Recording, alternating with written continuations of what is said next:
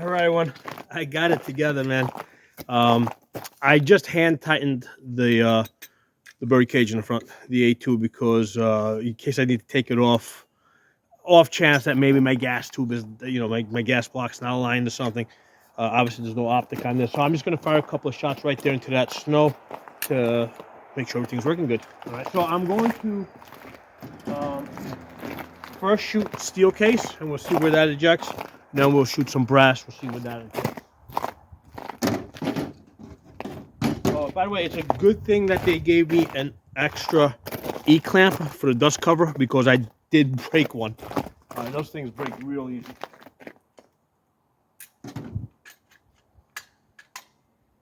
Now, I have not oiled it or anything, so we're going to see how this works.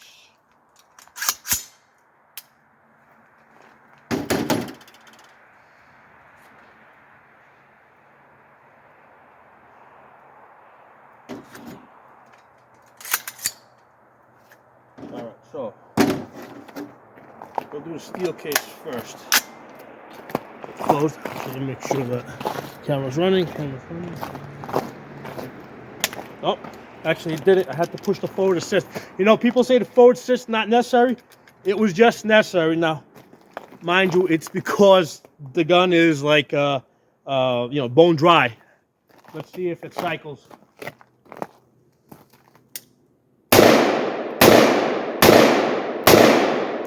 It's funny, no sights. I basically shot all 4 shots like in the same hole in the snow. It made a hole about that big, and it locked back. So that was with the steel case. You know what I didn't do? I wasn't paying attention where it ejected, and I really wanted to know that. Let me get some more rounds, because I don't know where those steel cases went. Hold on. So one of the things I just realized, like, I'm just using regular like earmuffs, like it wasn't like blowing my eardrums out. So with that, because a lot of times, like, I've had short barrels where I had to double up on ear protection. I did not have to do that. Let's fire. Now this time I'm looking to see where these cases go. It's going up there. There. No, back there. Fuck me. Yeah, 4 o'clock. Okay, let's do that again. Now I know where to look. They're going at 4 o'clock with the steel case. I'm going to get another 4 rounds.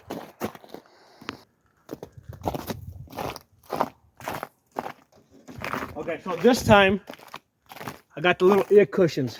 So we're going to see if the 10.5-inch is going to like be annoyingly loud with the little ear cushions. I suspect, you know what? I can see I can see all the cases now piling up. They're like kind of going off into an area where I couldn't easily see before, but I can see they're ejecting at 4 o'clock.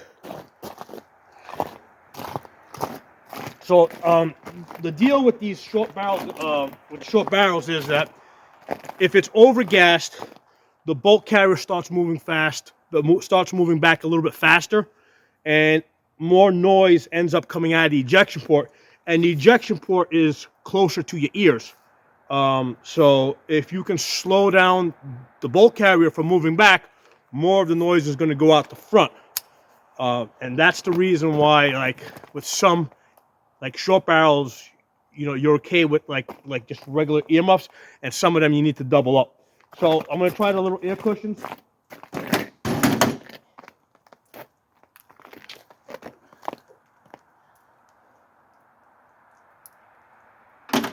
Because now I know where I'm looking. I'm looking for over there, 4 o'clock position.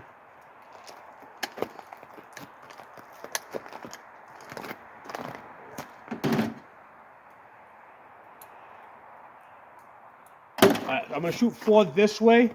We're starting to get a little bit dark. We should be able to see how much flash we're getting out of this. So I'm going to shoot also in that direction over there, because I got another snow pile over there. And we're going to see what the flash looks like in the camera. So here, okay, so I just got the little orange ear cushions now. Oh, that's not bad at all. 4 o'clock. I can see it. 4 o'clock. 4 o'clock, okay? I'm going to go that way now just so that we can get a sense of what the muzzle flash looks like if we're kind of shooting towards the camera.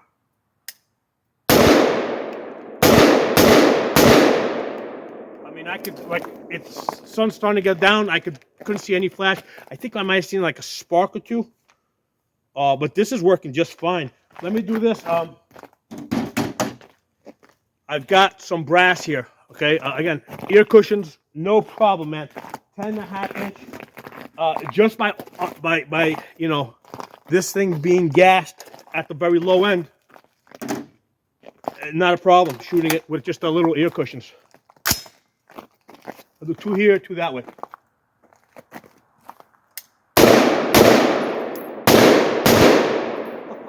This is beautiful, man. This is freaking beautiful, man. I am loving this. I gotta oil this shit though because it's stiff. It's a little stiff. I didn't oil it. It's gonna be even smoother once I get this oiled. I gotta lock. I did Loctite the gas tube. It's supposed to let it sit overnight. I'll just give it a little crank, make sure it's tight. And then I gotta. Yeah, see I just hand tightened the flash hider because I didn't know if I was gonna need to take this off or not. But this is sweet, man. $200 upper, man. 10.5 inch, and gassed really nice. Like I said, when I measured it earlier, it appears to be a .062. And what they usually recommend, or rather, what I saw when I looked it up, I saw it should be a .07. So it's a little bit less than what normally would be for a carbine length. Now, when they say carbine length, they don't know exactly how much of a dwell time you have, right? Because carbine length can be anything from 10.5 inches all the way out to 16-inch barrel, in which case you got a lot more dwell time. So yeah, this is working nice. This is very, very, very nice. Definitely worth the $200. Definitely, no question about that. What are we doing? We got like 4 more rounds in here that we're gonna blast off.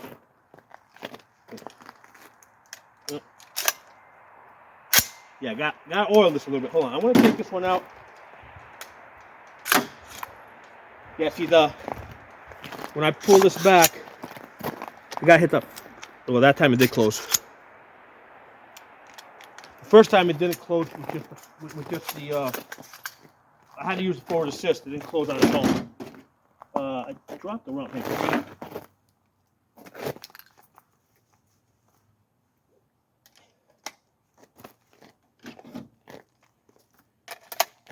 10.5, man. It feels real nice just holding it like this, man.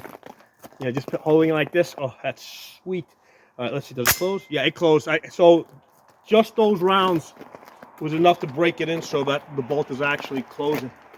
Go a little further back. Let me go from here.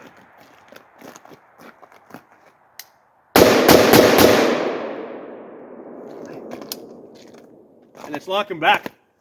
I mean, it's got enough gas to lock back every single time. We did not have a single case where this did not lock back. Oh, this is what I want to do. I want to check that burr. Remember that burr that we said earlier? I think I might need that. I think part of the cat where I'm having difficulty here, yeah, it might be the unlocking of the charging handle. I think that's where I'm having some of my difficulty. That I might need to oil up the charging handle catch.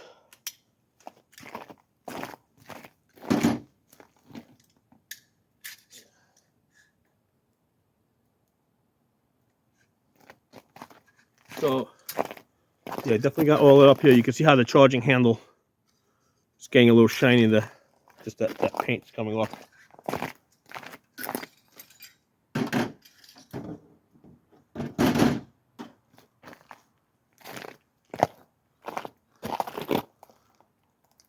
Yeah, a little bit of paint came off of here.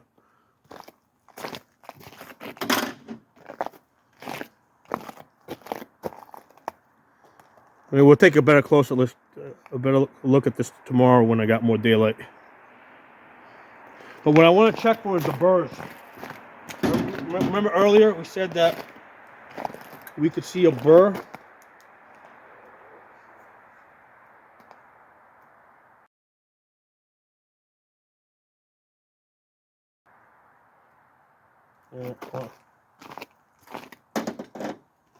Take off the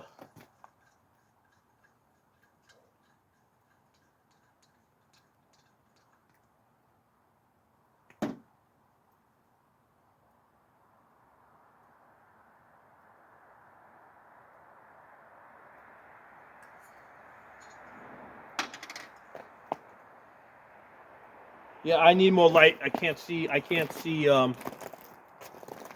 got, you know what? I gotta go indoors. I'm curious to know if that burr cleared out.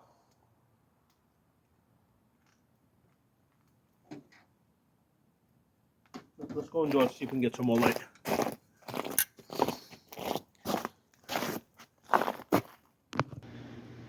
Yeah, I could see that burr cleared out. It's no longer there. I mean, I can see there's a little bit of dirt, you know, a little fouling on the bottom side. That's not where the burr was before. So that was nothing. We'll check this for accuracy tomorrow. But yeah, no big deal on that burr.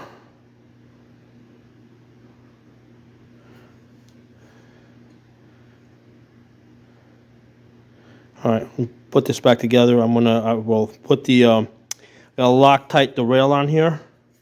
Those screws over there, because I just kind of like hand tighten them, and I'm going to properly put the flash hider on this, because now we know that we got that this is all good. $200, guys.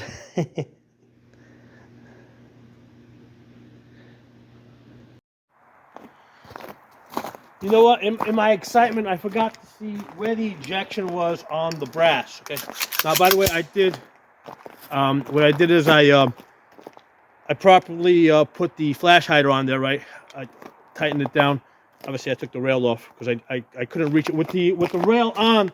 The rail extends past the point where I need to put the wrench, so the rail's got to come off. But I did oil it.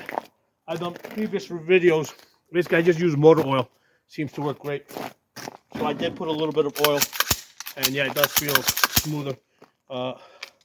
Let's lock this back. Yeah, the charging handle catch is like really tight. Like it digs in. Okay. On some of them, like they won't stay in place. On this one, it's like it really wants to hold out. So anyway, let's see where the brass ejects.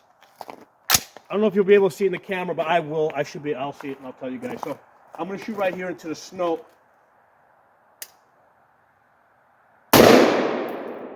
Yeah, so before we were ejecting at like 4 o'clock. This is now like 3:30 with the brass. Yeah, well, actually, that time it went towards 4 o'clock. So even with the brass, it's ejecting back there. So this is like running at the very low end of gas. Now, I do have a 3.8 ounce buffer weight in here, okay? So if I were to put like a standard 3 ounce, it would slide up a little bit. So I do have a 3.8 one in here. So you know, if I were to start having any issues, I'd have to just go to a 3 ounce buffer weight. Let's shoot into the snow that way. And let's see, because it's now darker, let's see what kind of muzzle flash we get. I should be able to, let me go back here.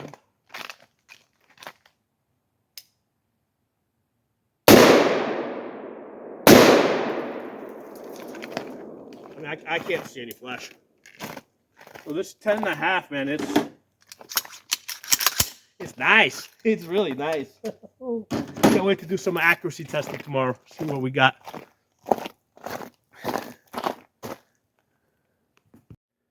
Hey everyone, so one small issue did come up on the dust cover here.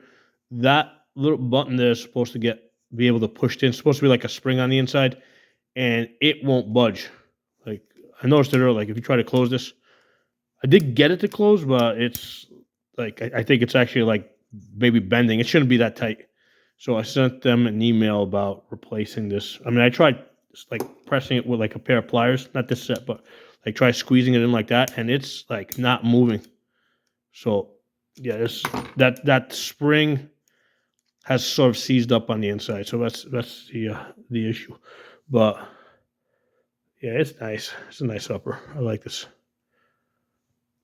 10.5 inches. And you can see here how how that comes together.